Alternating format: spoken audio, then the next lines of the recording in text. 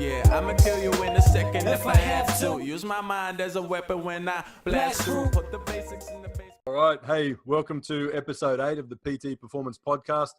I got the host again, as usual. We've got Nate. What's up, Nate? Yo. We've got Richo. Hey, guys. Well, as we spoke about last week, we decided to flip open the floor, so to speak, and we've gone a Q&A format this week. So thanks to those who dropped in a bunch of questions for us throughout the week. We're going to we'll try to get through most of them in this episode. Richo's getting attacked by a guard dog or something back there. Is that your girlfriend, Richo? Sorry, your fiance? She's Right, gonna get that and kill me. So we'll smash through these questions and provide some information for you guys, and hopefully you can take that info and put it into play. We'll kick off on the first one, eh? This one came from Darren. Let's see what we got.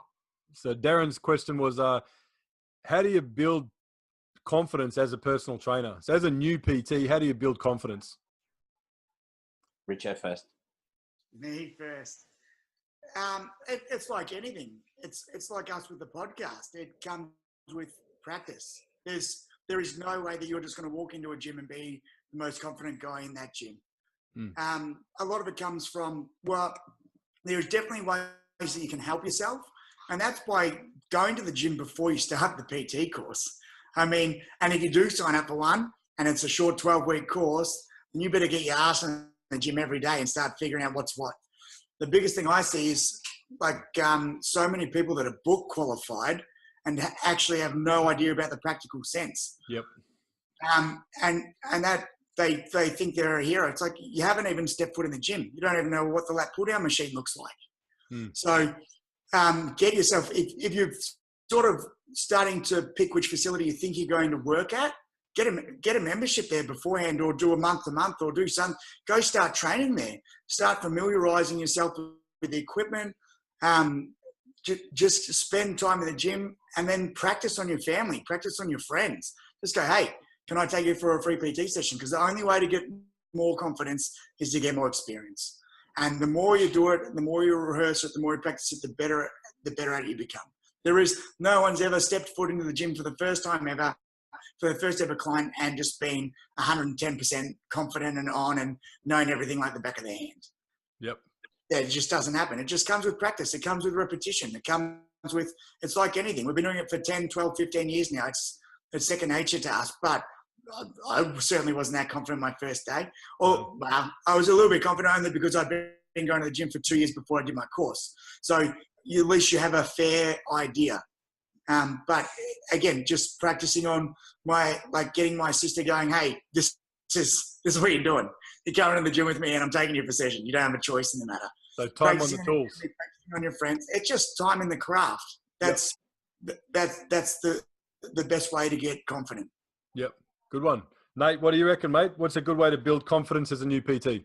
Yeah, your own under-the-bar experience plays a lot into it. But I think everybody logically already knows the answer. When we talk about, not giving up on things when you're going to try a new skill or change a career path or whatever, the logical part of you knows you're going to make mistakes. The emotional part of you believes that no one else is making mistakes, and why haven't you got it yet? I think that you need to keep telling yourself that when you make mistakes, it's okay, and that you can learn from them and get better, because that's kind of the process you take with literally everything else, literally with your relationship, literally with your food, literally with potential career changes. This is how it plays out everywhere. I mean, getting more confidence really is you're just accepting the fact you're going to suck for a while. Just touching on that as well. One of my big things is it's never a loss if you learn a lesson from it. So if you do something wrong, or you say something wrong, or you feel like you got something wrong, if you learn from it and improve on it the next time, then it wasn't a loss. Yep. It's only a loss if you don't learn from it. So again, that comes back to time and practice and stuff, but that's a really big one for me. Is just don't look at it as a loss, because if you can learn from it, then it wasn't a loss. You either win or you learn a lesson. There's no such word as losing or loss. And I think going on what both of you said there is just be okay, not be okay with failure. Be prepared to fail, like expect it, and have a system in place for the the ultimate, for when you are going to fail, basically, right? So it's be okay with the thought of failure so that you know that's the worst that can possibly happen. Yeah. Understand also that you can't be great overnight. It's just not going to happen. You're going to have to take time. You're going to have to get a couple of wins and a couple of losses. Another one that I like to help is building confidence in just about anything, whether it's sport, life, or business, is to set yourself daily tasks that you can mark off that are going to step you towards that success anyway. So you get used to it. You get in the habit of having a good day. If you can tick off a bunch of really important tasks along the process throughout the day, at the end of the day, you can go, no matter what the end result was of your day, you can go, man, I still got this done. Makes me feel a good bit better. So how many tasks do you normally suggest? I can answer that because I know what he's going to say, and his answer is going to be 5. Because Frizella, because if you haven't, guys, do yourself a really big favour and jump over to Andy Frizella's The MFCEO Project and listen to, I think it's about episode 106 or 107, where he talks about the power list. We won't really go into it that much, but do yourself a huge favour and go over and listen to it. Look for, I think it's titled How to Win the Day. Yeah, he's got a couple of them. Win the day. Win the day is the one. And it is. He does 5. 106 or 107. So Andy Frizella, the MFCEO Project. Definitely head over and to listen to that. And Mooney's point will become a lot clearer, and you'll understand how to start winning the day. Exactly. So it's 5 actionable tasks that you complete every day with the intent to create a new habit as a result of doing those tasks, right? Now, the reason I like it is because probably a lot like everybody, my daily list used to be like this. I'd have 20 things, 30 things, and some of them would be things that would take days to complete, but it would be on my list. So it's constantly there. And now that you know better, you look back at that and go, man, no wonder that task was always put off, or I was procrastinating on that, because it could never be done in a day. So you bring it back down to a smaller list of little things that are going to get you to the big thing. So anyway, how to become more confident is get used to winning. Find ways to win so that winning becomes a habit. When winning becomes a habit, everything you do feels a bit better, and you're less likely to not take the risk. You're more likely to push yourself outside your comfort zone, okay? Because you're also prepared to fail. It's not a bad thing as long as you're prepared for it and you've got a comeback in strategy, yeah? Is that about it for the building confidence, guys? Oh, and a couple other things, so I guess, is to know your strengths. A lot of people go, know your weaknesses, and there's a few people out there now that sort of say the same thing. Is it's good to know what your weakness is, but I'm more of the develop your strength. If something's not a strength of mine, if it's a weakness of mine, it's there. Okay, I understand it, but I'm going to find my strengths. I'm going to develop those, because if I'm developing my strengths, I'm more likely to do them and do them well. So if you know what your strengths are and you're working towards those, then obviously you're going to build some confidence there as well. Good. Nice answers. Cool. Right. We'll move on to the next one. So thanks, Darren, for that question, mate. For Darren listening, Darren Bruce is his name. He's definitely a guy that knows a thing or two about confidence and self-improvement too. How much time should a new personal trainer spend on developing a logo or a business name? None. Easy. Sorry. Yeah, none. Richo?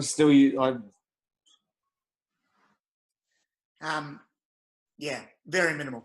It doesn't matter. It's literally a nil thing. It probably matters at some point, but when you're first starting out, I tried to use a business name in the beginning and stuff like that. It makes zero fucking impact. If you're going to try and expand it and eventually get bigger, then yeah, for sure, go ahead and make one. But and let's put it in the beginning. If all you're worried about is making enough to cover the bills, don't worry. And to put it in the context of this of our audiences, we're looking at how to survive your first 12 months as a PT, predominantly in a commercial gym setting. Your business name's irrelevant at this stage. They just need to know what your first name is, what your last name is, what your contact details are. Yeah. If you make it through when you make it through that first 12 months, there's a cool little thing to do. Hey guys, my business has grown. I've developed more. Now I've got a fancy name, or now I've got a logo. It's something to work towards. But in your first 12 odd months, really not important. If it's something you want to sketch and scribble around in your spare time, cool, but I wouldn't be wasting time or money developing a brand like a logo or a business name at that stage. No, and you can always look. You pretty much use your name to start with. And then if you get down the track and you want to change, you want to come up with a name, you want to come up with a logo, you can always keep the same business number and then just do Matt Richo trading as Richo strength and conditioning. So you can always change it to trading as, and you can change it to whatever you want anyway. So it's really, don't get caught up in the little stuff. Don't spend hours upon hours worrying about shit that doesn't matter. And I think we'll cover this in one of the questions as we slide down this list, but developing your personal brand shits all over having a logo or a business name at this stage of your career. Yep. So really develop who you are first. Cool. So next question. This one is from one of yours, Richo. I'll read the question. You can say who it was from. As a new PT, how do you stand out in a crowded space where there's literally hundreds of Certificate 3, Certificate 4 personal trainers operating? What are some strategies to stand out in that crowded space? Perfect. So that was from a good friend of mine, Nessa. I guess that's what we've touched on in one of the early episodes is know your niche. And like you said before, just before Mooney, know your strengths. Like you don't have to be a jack of all trades, but if you can go into a commercial setting where there's 30 other trainers and you have one thing in particular that you specialize in, then start aiming for that niche. It doesn't mean that you knock back other like Gen Pop clients, but if you have a niche and you know what you stand for and you know what you're doing, you're going to be able to stand out. Like if you go into the gym and you're the only powerlifting coach in that gym, then anyone who wants to get super strong is going to come to you. If you go into a gym and you want to specialize in CrossFit and you're the only CrossFit coach in that gym, you're going to get people that enjoy doing CrossFit style training. So that really helps you differentiate between the others. If you just walk into the gym setting and you go, so guys, I help people put on muscle and lose body fat, you fucking good luck. Because that's what everyone says on their profile board when asked what do you specialize in. Like we said, what are you interested? What do you want your niche to be? And go in knowing that and know what your strengths are. And that's going to help you stand out from the crowd because you know what you specialize in. People are going to, when you first start at the gym, another trainer is going to be like, oh, shit, he's the sports and conditioning specialist guy. Or he's the CrossFit guy. Or like once people know what you're about and what your strengths are, you're going to get more of those people gravitate towards you. And that's how you're going to stand out because that's what you're choosing to specialize in. 100%. Nate, what do you reckon, mate? What's some good tips to stand out in a crowded space? Far out. Like as a new person, I mean, we kind of went over these questions a little bit beforehand. And so we had a bit of prep for our answers, I suppose. When I read this question. Magic, Nate. Yeah, sorry. Yeah, thanks, Nate. Well, I got this question. Next, you got to say there's no Santa Claus. Yeah. There isn't a Santa Claus? I knew you were that guy. Yeah. And Avengers ends like this. No, I saw this question and my first answer was, if you're trying to stand out, you're doing it wrong because you're doing what you think everybody else is doing. Good point. And you're trying to play the game that everyone else is doing. Good. Which is, I need to stand out to be different and I need to do this and shake my booty and I need to post this on Instagram this many times per day. There isn't an exact formula. My biggest thing is if you're trying to do what everyone else is doing in terms of standing out, which is what they're trying to do, you're going to suck just like they all do. Yeah. So probably the best answer I can give is actually work on getting your clients results. Yes. And I get, oh, fuck, that's kind of my job. Well, if it was your job and you took your job seriously, you'd be doing a better job at it. Because unfortunately, most trainers take a paycheck. They trade time for cash. They don't actually have their client's results in mind. When the client goes, I can't train anymore because of these reasons, they don't come up with other reasons as to ways they can make sure their client continues to come to the gym because they really don't care. They only wanted the client, so they got the cash. Yep. So how do I stand out? How do I stand out and make people understand that my training style is better than these people's training style? You fucking don't. And if you're going to play that game, your brain's going to explode because it's not going to be worth it. So don't worry. I feel like I'm drowning and I can barely survive. That's not because of everybody else. That's not everyone else's problem that you haven't got clients. You need to focus on the current clients that you've got, develop your systems for getting new ones, and stay the course. Yep.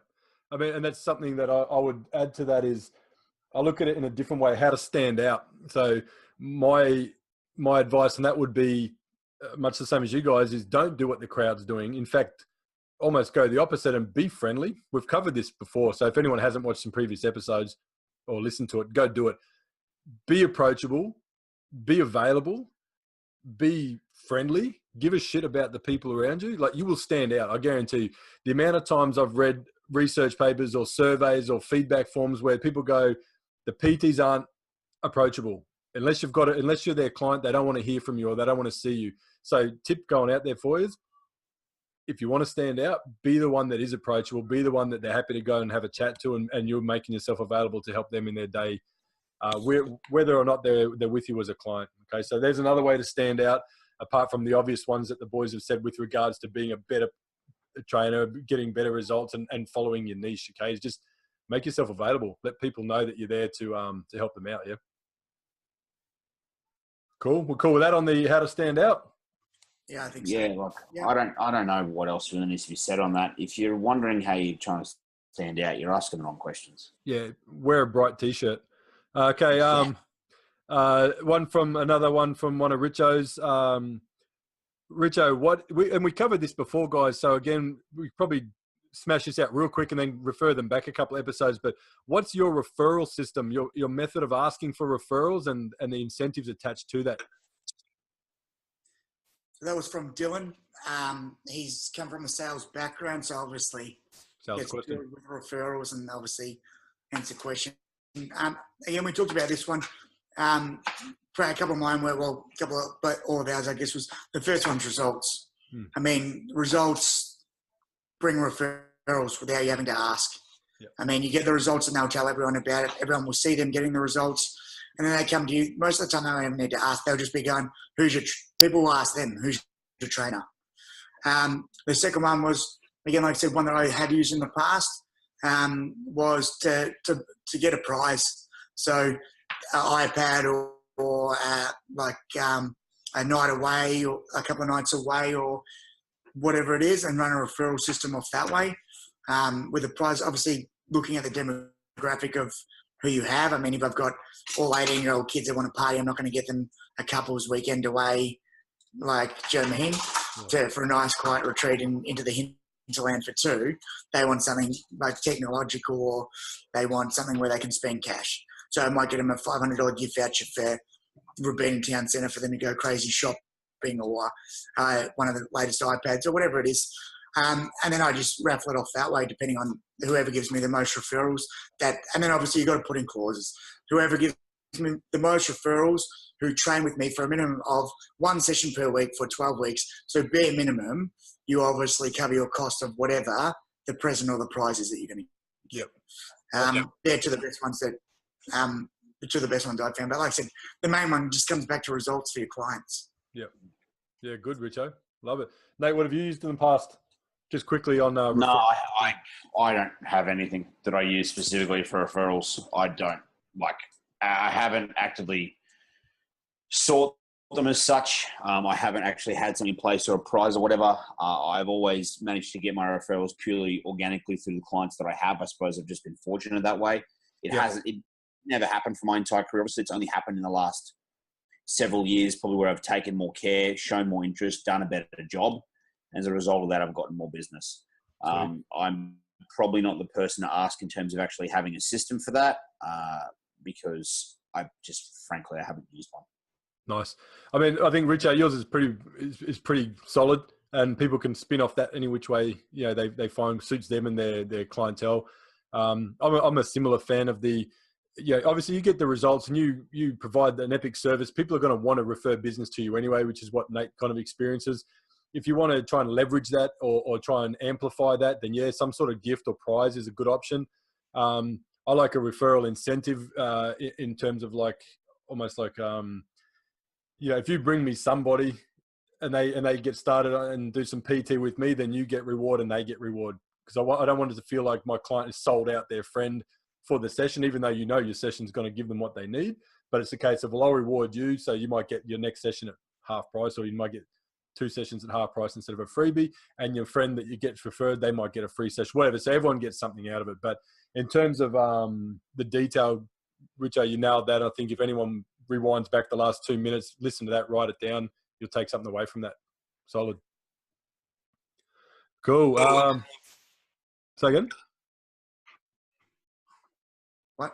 I think that was your own feedback. Must have been an echo, my bad. Yeah, mate, I think you might just did a blur. Or maybe just in your old age, you're starting to hear things. It could be that. I don't know. Huh? Yeah. All right. Works. How do you build your brand? And we kind of touched on this just a moment ago, but how do you go about building your brand? Now, this is going to have a few different looks on, I guess.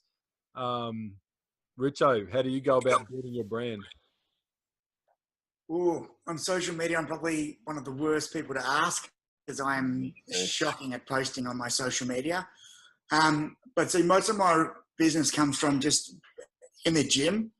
Like I was at Good Life for 7 years and now been at EMF for about 14 weeks now. But it just, like we talked about, just D-bash. Don't be a shit human.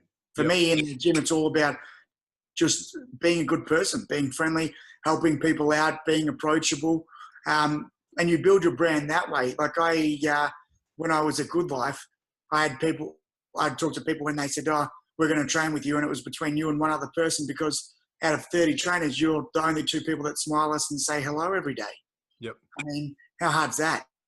I mean, isn't that just common courtesy? 100%. So I just don't understand why people are weird these days. Like if you look at someone and they look at you, fucking say hello.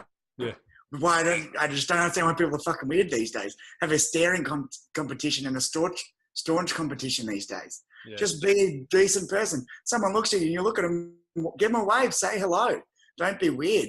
Build your brand that way. Just be a good human in the gym. Be seen to help people and get results inside the gym and be seen to be busy. And that builds your brand for you. You don't need to do anything else. If we're talking about a commercial setting when you're talking about potentially 3,000 to 5,000 members going to that gym and seeing you every day, you don't even really need to be on social media to build your brand within your own workspace. Yep. Because, like I said, I'm probably the last person to ask on building a brand online. But to me, that's the biggest key. Just be a good person, help people, care about people, and be seen to get results with your clients. And that builds your brand for you. You don't even need to do anything else. Solid. What about you, Nate? It's all result. Yep. Like there is not a magic answer to this. If I want to get better at a skill, I have to study the skill, practice the skill, make the mistakes, and just keep going with the stuff that I know is going to get me there. Yep. Regardless, everything always takes longer than you think, which is an unfortunate lesson that we all learn again and again and again, probably every single year. We would really like things to be quicker than they are. Yep. They're not. They are for some. They're not for most people. We are most of the time the rule, not the exception. Mm-hmm. Get results for your clients. That's putting a lot of pressure on one narrative, but that's your objective. That's the end result. Let's get results for your clients, whatever those results may be specific to them. Not everybody wants a rapid 12-week transformation. Some people just want someone to talk to. I have 1 or 2 of my clients who I do not train the way that I want to train them still. But they like to train certain ways, and I get to mix some of my style in there, but I will oblige for the most part. Yep. With only these 2 people. They are the exception to that rule for me, because that's just how I'm going to give them the result, make them happy with what they want. I guess that's it. I'm going to throw a slightly different angle is, how do you build your brand, right? The first question I'd be asking someone who asked me that was, what is your brand? Yep. Well, for most of us, in the context of this conversation, your brand is you. Correct.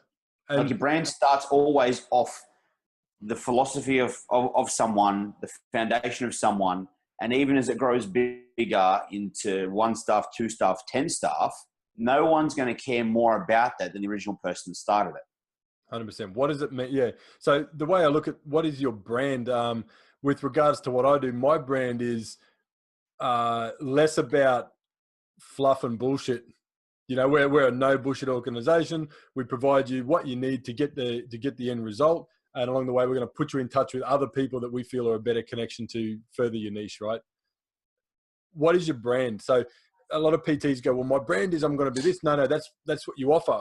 Or that's your skill set, or that's your particular niche. It's not your brand, right? So first of all, I guess if someone's going to say, how do you build your brand? My first thing would be go away, think about it, come back and tell me what is your brand. Once you know what your brand is, then you can go ahead and develop it. But I guarantee you most people in their first 12 months as a PT have no idea what their brand is at this stage. They're still mistaking it with their skill set or their niche or their style. Yeah. And look, you're going to be tempted to do, like, the amount of times I've done this, and the amount of times I've gone, you know what, I'm going to build my brand. I'm going to get T-shirts printed. I'm going to get hats done. The amount of money I wasted on that crap that doesn't build your brand at all, instead of investing it into education or something that would have done far more for me and far more for my brand, is ridiculous. So to all you new PTs out there starting, going, I'm going to get fucking T-shirts done, don't fucking do it. Tell you right now, don't fucking do it. I mean, don't do it until you know what your brand is, because that's just merchandising. That's just promoting something. You've got to know what you've got. They've got to be attached to that first, right? If they know who Richo Strength and Conditioning is, they know you, they know what you stand for, they understand the kind of trainer you are and the results you go for, they understand your niche, they understand all of that, then they'll wear that fucking shirt with pride, as I know the guys that wear your Richo shirts do, because they're attached to your brand. They know who you are. Otherwise, if you're getting T-shirts, hats and shit made and you haven't even established that, yeah, it's a complete waste of dollars and cents. You're just wasting your time. Just like saying, why would you develop a logo and a business name before you even have a client base? Yeah, so you got to know your brand first, and then you'll have people asking, when are you going to get some shirts made, man? Get a hat made. Give me something I can wear so I can tell other people about you. You know, I know you're at that stage now. Nate, I'm not sure if you've got, I mean, I know you'd have the clients that would do it for you, but I'm just not sure if that's your thing. I think I made stuff a long time ago, like a really small run of stuff. It doesn't add value to your business. It's an amazing addition to have to create some culture and stuff like that. But at the level we're talking about, if you're struggling to make ends meet buying T-shirts, that's fucking idiot. And that's what I'm talking about, is you're going to be tempted to do that because you're going to be excited, because for a lot of you guys, it's the first time you've run your own business. I mean, this is the first time you've jumped out of the 9 to 5.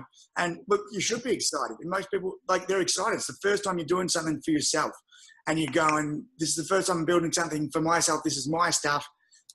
And after about week 8, you're like, I want fucking T-shirts. Yeah. That's why I'm saying don't fucking do it. Because I did it. Don't fucking do it. There's much better ways.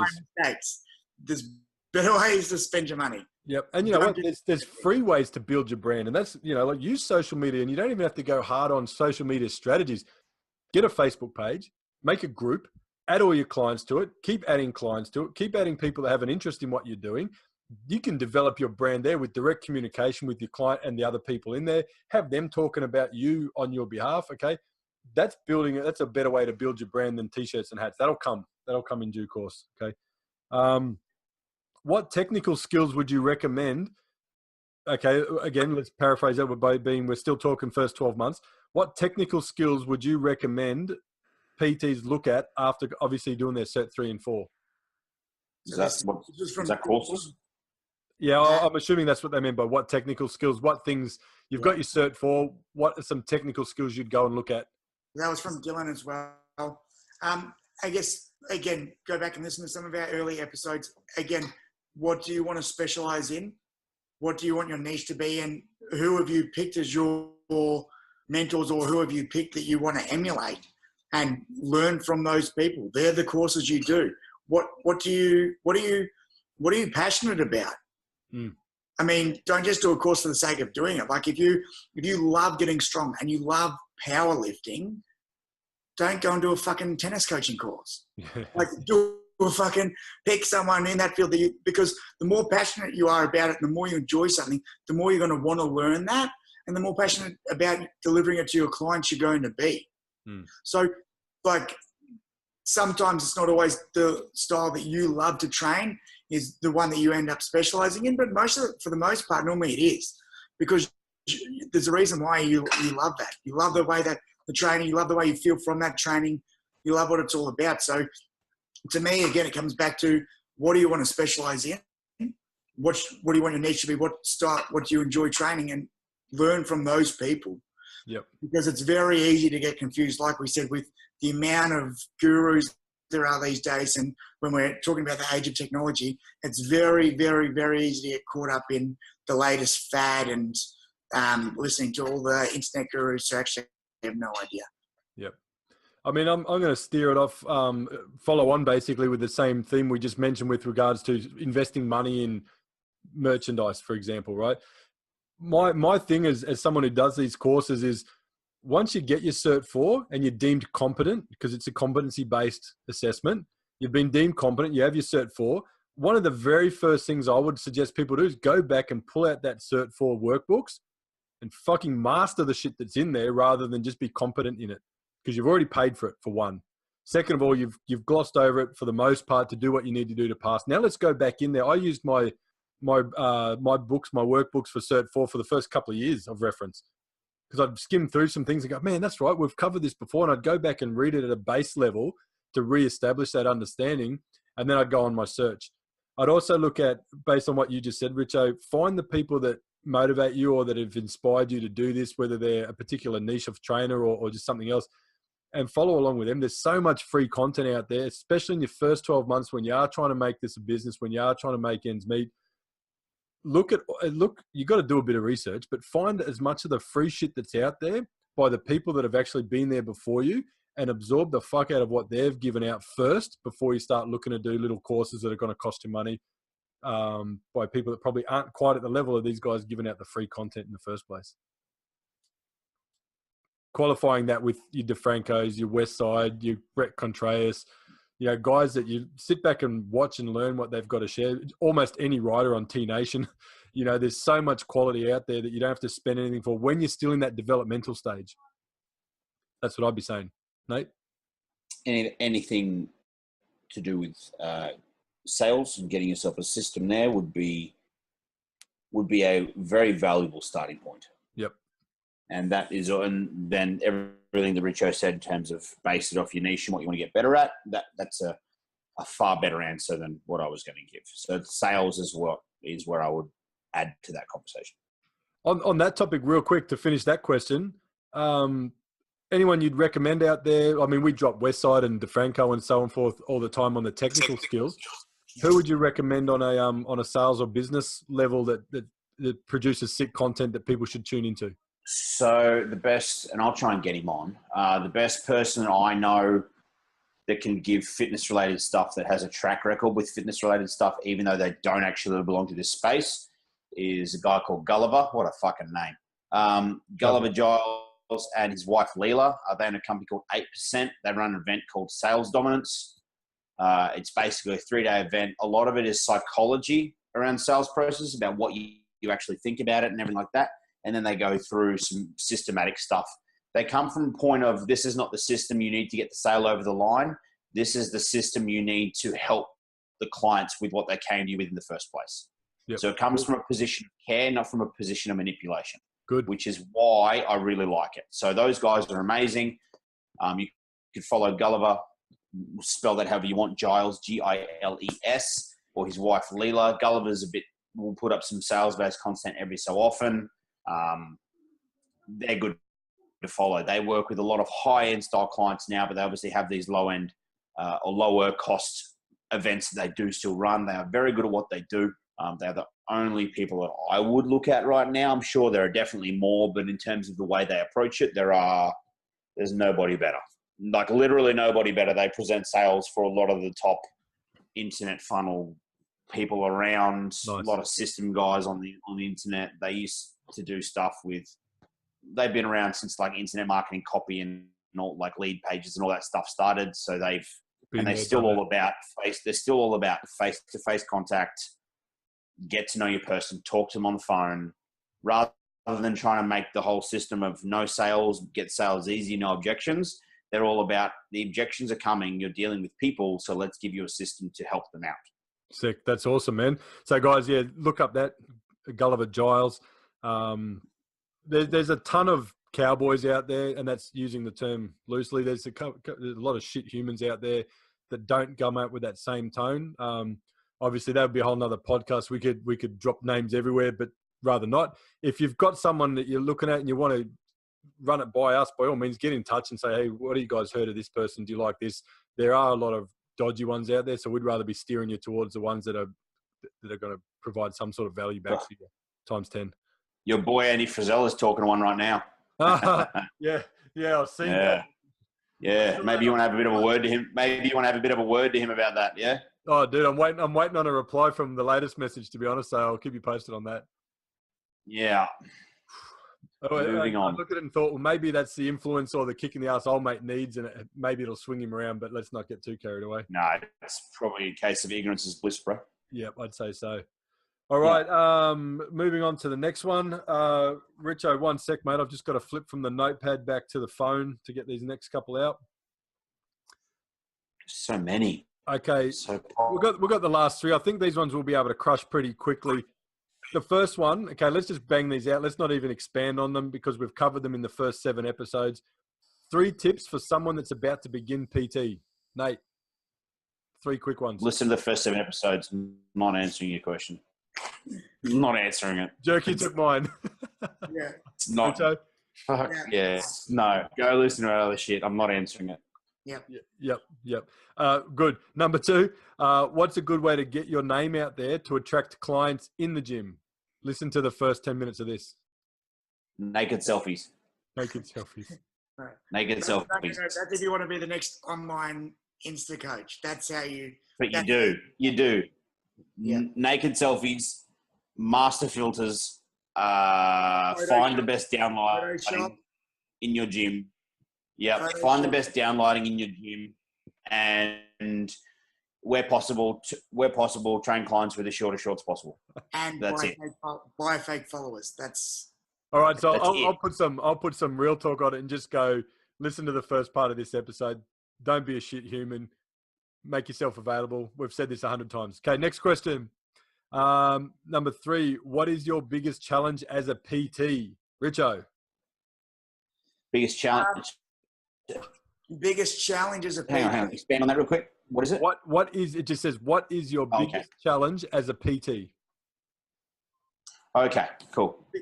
Biggest challenge as a PT is this is one for me. This is the biggest one, and this is one that will always suck, but it is a part of business, and it is just what has to be done. And every time I forget, I learn my lesson with a big swift kick up the ass, and it is to just always be looking for new business. Yep. The minute I stop, you drop 1, you drop 2, all of a sudden you're like, shit, I'm down 10 sessions. I did nothing about it. All I had to do was because circumstances arise that are out of your control. When you're like, clients are going to leave. It's inevitable. None of us have had our whole client base for 10 years. It just doesn't fucking happen. No, it doesn't. You must always be selling. And when we say selling, we're not saying fucking sell them the fucking magic pills. We're talking about watch the first 7 episodes. Yeah, we're obviously talking about like selling your product, helping people, but you need to be always getting in front of people to find out who's the next person that you're going to be helping.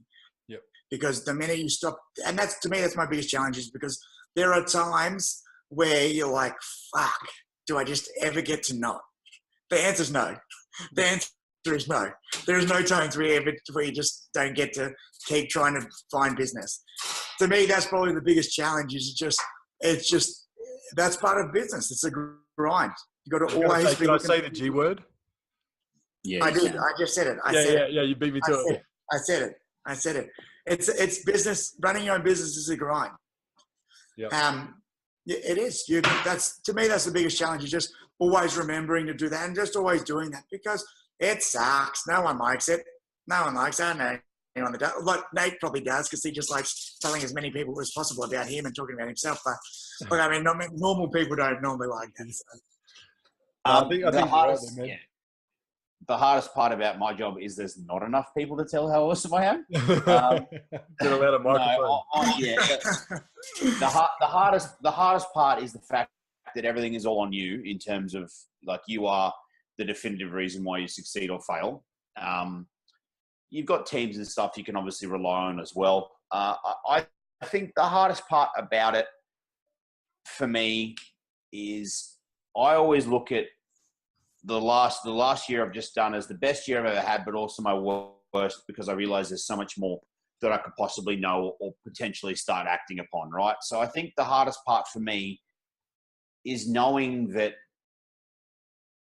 in my own brain, I'll never be at the standard that I'm probably happy with, on top of the fact that I don't get to take my foot off the pedal all that often, because if I do, then things will often come down, not just from a business perspective for me, but also for clients and stuff as well, especially in the virtual space now. You can't exactly, guys, I'm going away for like 2 weeks and stuff. Don't talk to me. Like, you can't really do that. So, I mean, that's the only answer I can really give. There's nothing else to me that's ever been the most consistent challenge I think that you'll have to face. Wanting to give up it's going to come up a fair few times, but I dare say everyone's had that in something else as well. So Absolutely. you'll be more than fine with it. Yeah, I think you guys nailed it. It's pretty much, there's nothing more to add to that. As we do. We always do. Our answers are always correct. All right. What other, they're the questions. That's why his forehead's so big. What was that, Richo? I didn't hear that. What did you say? That's why his forehead's so big. Yes, because my brain is bursting with so much ignorance and arrogance. Right. All right, so He's actually that's all the questions we had. Yeah, he's actually stuck in that room because it's only a single door. He actually can't get out of there. I live in a one-bedroom everything. My bathroom is a bucket in the corner. I actually have no friends. This room is above the gym. I live above the gym. I like you got a different backdrop this week, though, Nayte. That's probably the first time we've seen I simply moved to the left, boys, just to the left. It's awesome. Next week, I might go the other way and you might get a window. Hey, slow down, man. Just slow down. Yeah. All right, guys, we're talking shit now. There's Q&A for this week. We'll be working on our next episode. This one will drop Friday night, Saturday morning as usual. Thanks for the feedback on the logo, guys, on the new graphic we chucked up at the start. It's pretty cool. And obviously perfectly built to scale. Don't forget. You dickhead. We're going to have to get a team photo soon just for some shits and giggles. No, we're not. All right, guys. Awesome perfect. job as usual. Thanks, boys. Bye, My lads. pleasure. See you guys next week. See you, boys.